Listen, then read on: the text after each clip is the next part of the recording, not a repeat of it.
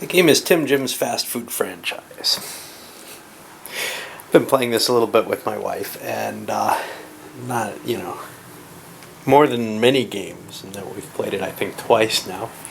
But this is a game that created a little bit of buzz when it came out. It was viewed as kind of an interesting new kind of game. Saw a few others like it with that sort of roll and move type mechanism in it, and you're going to be rolling and moving around the board like in Monopoly, but it mixed in. And no, back in this time in America where I was, no one talked about Acquire as being one of them German games, right? Or Euro games or anything like it, or sharing much in common with it. Maybe the people that I was hanging with who loved the German games, and that's what we called them then, things like Damn Frost and Settlers and trying to think of what else, Medici, stuff like that. Well, they just didn't see this, and they didn't particularly see Acquire as a piece of that same puzzle. Now, maybe the historians now have gone back and said, those Germans agreed that their games came from this. But this was seen as kind of, to us, as people who loved some of the 3M games from before, and had, an enjoyment of some family games too, as this really cool meeting of two kind of neat mechanisms. So what you've got here is a board that goes around a regular kind of movement, property holding, etc., but with a geographical representation of the United States, a little different from Acquire there, where there's actual geography here and matching to the board, that you're going to expand through by connecting chains in a similar manner that you would in Acquire. Let's take a look at what the rules are like, and then we'll dive in, actually. This is a nice light game, really a family-style game. So, the goal of the game is to make $1 million. And depending on the number of players you start with, you have different amounts of money. In a 2-player game, you start with almost $1 million. It's fairly easy to actually just win without hitting the other player, without the other player landing on you. But you need that $1 million in cash, and things you do cost money. This isn't a game like Monopoly where you're, going from a very small amount of money to a lot. This is a game where you're either trying to knock your opponent out directly, which is like Monopoly there, or let's get rid of the construction behind me, or you're trying to make just a little bit more investment off your money. And the way you're going to do that is with, these are different companies. They have little tiles, and we'll touch those in a moment. And this is a placard for a given company. What's going to happen is, as you move around the board, you're going to start companies and start spreading them across the board. Now, I'm going to take a little pause so I can set up a few tiles and show some examples while I go through the kind of explanation of the rules. The rules aren't hard at all. And then we'll dive in and play. Okay, so the basic mechanism in the game is that roll and move mechanism. And each player in turn is going to roll the dice and move their piece. And unlike in Monopoly, in this one, doubles don't do you anything special. But you just charge forward, and let's take the blue player as an example. Oops. He'd be moving 1, 2, 3, 4, 5, 6, 7, 8. Like in Monopoly, you've got 10 spaces between corners, so it's easy to quickly calculate and jump to where you need to be. Now, on the first turn of the game, there's some special rules to prevent people from landing on the same space. This is a bad space to start the game on. It gives you nothing. But let's say instead blue had landed on a market. That would allow them to open up a new corporation. You're allowed to open up a new corporation so long as you don't have the most corporations total. I believe that's the way it works. Anyway, in order to open up a new corporation, you'd be paying the market cost for the different corporations. And there's this little cheat sheet here that gives you all the different types of corporations. Each one has a different market cost for it. So unlike Monopoly, you're not it's not the space you land on that determines how expensive the property you're going to buy and how damaging it is. You get to figure out which one you want to use based on where you land. And there are some reasons that you'd pick one or the other, even just based on geography. But for the most part, it's based on your game position situation and that relative to other players. So this is going to be the cost of a basic market. And let's just say Blue wants to start with Ice Cream Scream as an example.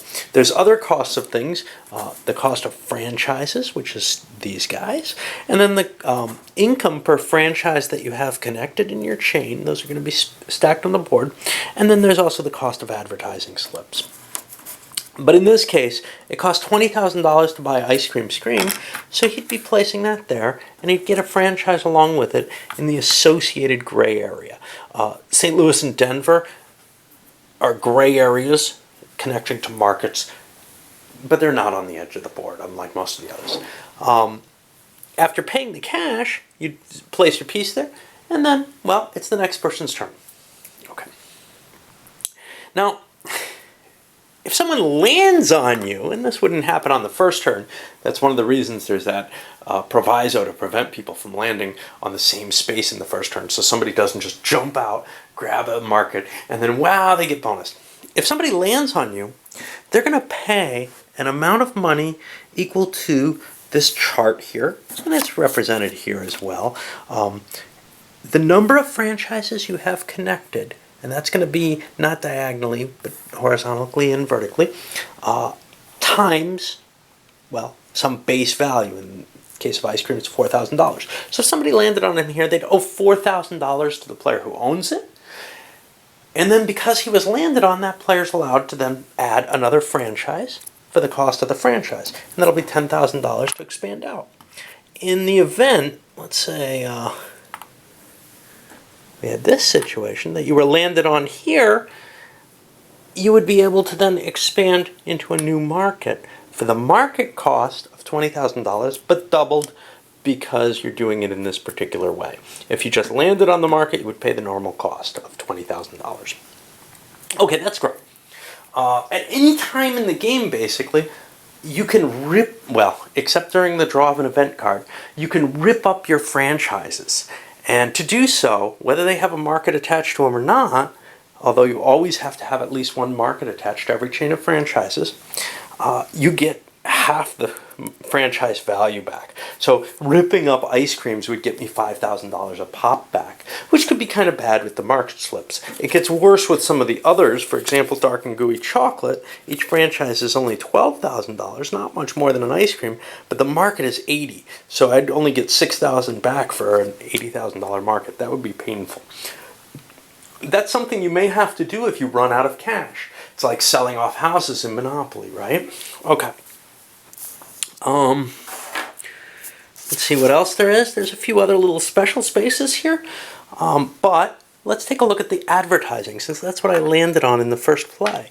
Well, advertising allows you to buy an advertising slip in that spot. You're limited by the corporation holdings. So, for example, here, you're limited to the total number of franchises that you have available and markets, etc. So here there's 6 markets, 30 franchises, and 5 advertising. Ice cream, on the other hand, the one we have, has 5 markets, 26 franchises, and 1 advertising. So each company has its own little quirks, not just price, not just damage that they do, but also just the amount of market slips versus advertising versus franchises, the numerical quantities that you can play with, the size that you can cover on the board, and the power in terms of spaces on the board that you can control. Those are both important things. Your geographical power as well as your power around the board are 2 key elements to this game. All right, so let's say I landed on a marketing slip. I could pay the $2,000 for that. Now, there's advantages and disadvantages. The disadvantage to that, well, one of the disadvantages to that is when I go around the board, I'm going to have to pay for that advertisement every time I go around the start space. And we'll explain that in a moment.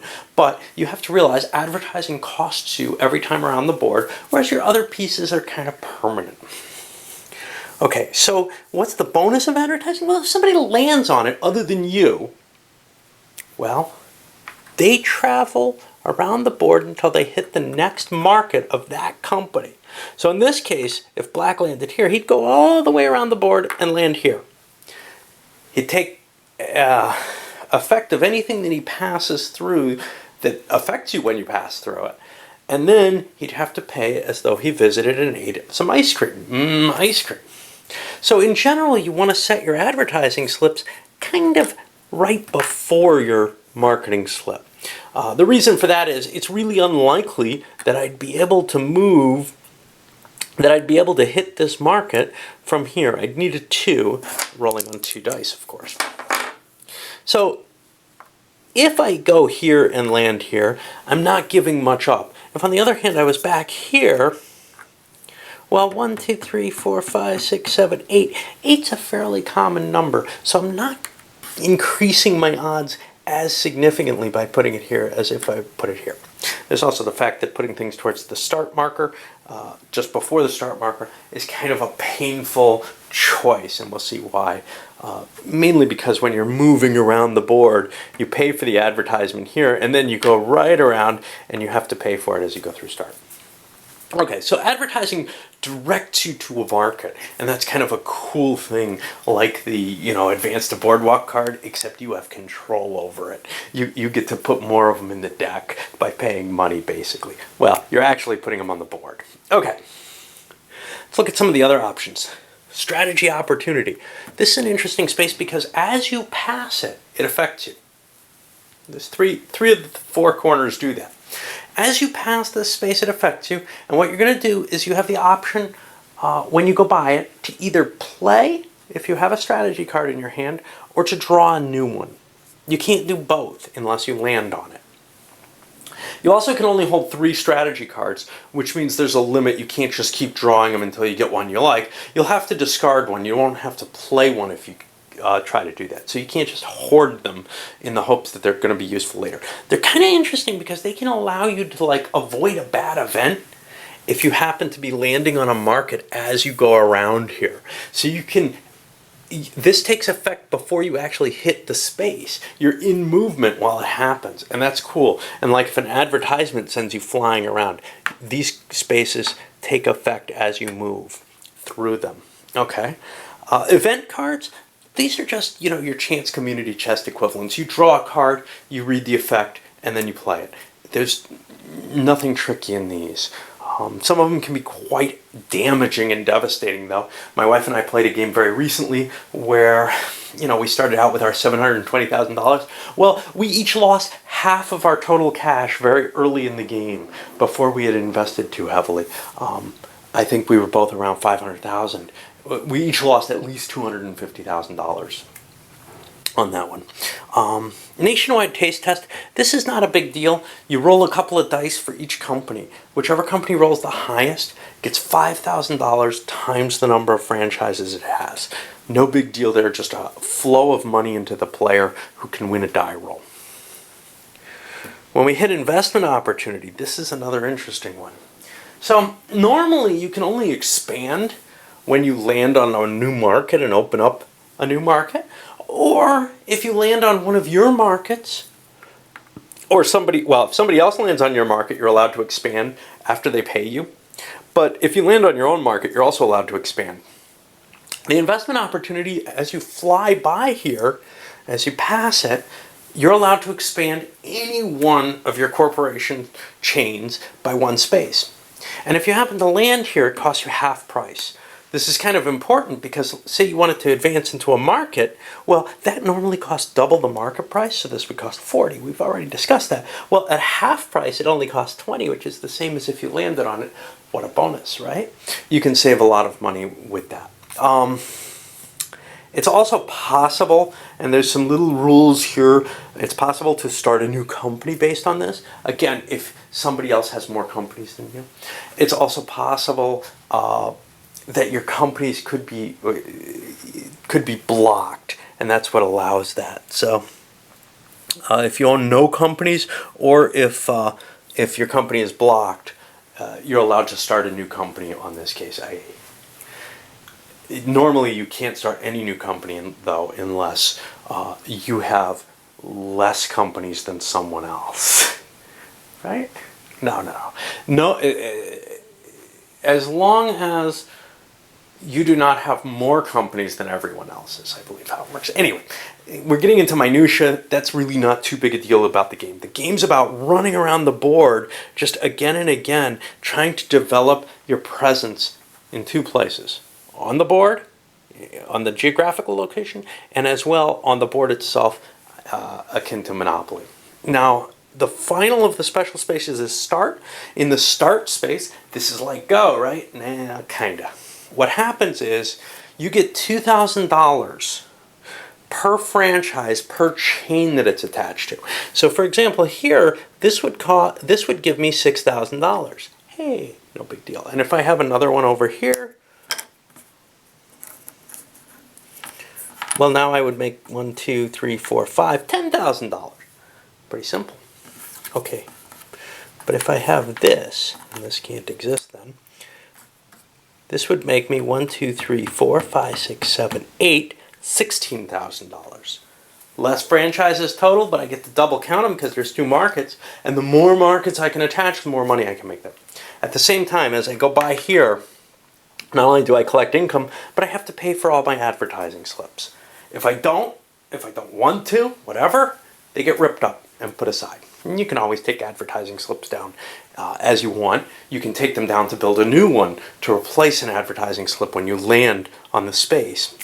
All right, and then the final thing is if you land here, you're allowed to place an advertising slip anywhere on the board that's open for the normal advertising cost for any corporation that you currently own. Sweet. All right, that's about it. This was an interesting game. It doesn't normally come quite as colorful. My ex-wife colored in the markets and the advertising just because she didn't like the Tim Jim Prism games tendency to have black and white boards. That really disturbed her, and we thought it was kind of nice to color it. And that was cool. So we'll get started on this. I'm going to load it up. Should be a little bit of fun, somewhat lighter than things I've been doing recently, I guess. Even lighter than the things I've been doing recently. Okay,